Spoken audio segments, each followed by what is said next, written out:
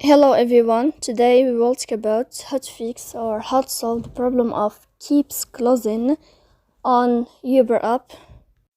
You click on settings. In this page you can click on apps, default apps, app settings.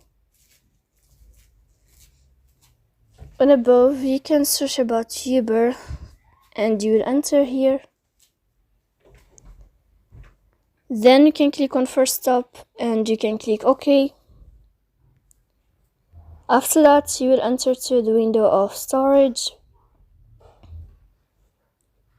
Here you can click clear cache. In the end you can turn off your Wi-Fi and you can turn on your Wi-Fi again to fix that problem. So please don't forget to support us by like and subscribe.